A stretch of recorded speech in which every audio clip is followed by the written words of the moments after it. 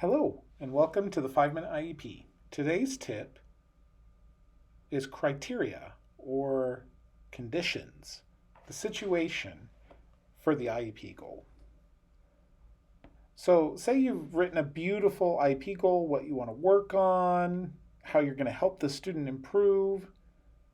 Now, the question is, when does that goal happen? When do you measure that? How do you measure that? Do you use a little bit? Do you use a lot? Is it time bound? We want to use the concept of delimitations. We all know what a limit is. A limitation is something we can't go beyond that. That is the limit.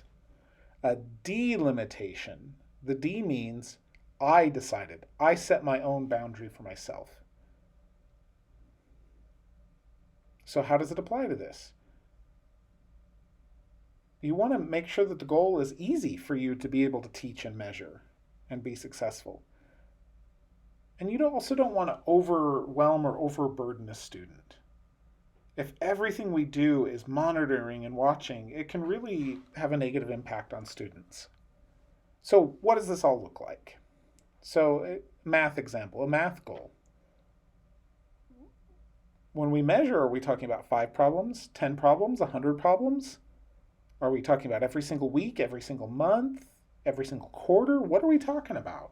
What is the situation for that math goal? For English, suppose we have a goal to write a clear sentence with a capital and a period, or punctuation mark.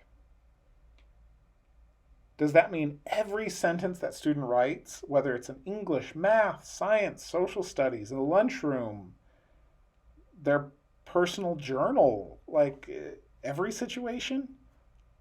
When do we watch those sentences? It helps to have those delimitations. Same with an ASL language goal.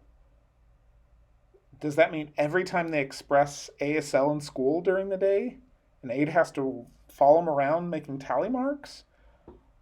Or are we talking about a specific video, a specific time frame?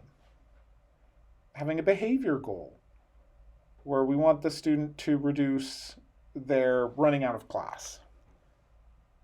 Does that mean we have to tally all day, every day? Or are we going to pick a week each quarter? Or are we going to pick a day each month? 15 minutes every day? When do you actively measure? That's the conditional situation that we want to look at. So we're not overwhelming ourselves that everything is a measurement, but try and focus to help you. And, we also don't want the student to feel that everything is feedback based. So again,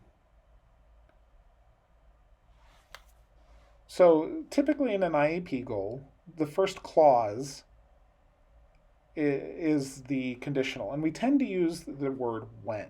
When in math class, when given a set of 5 problems, when, that kind of thing. You don't have to use the word when, but it's a pretty typical thing to see.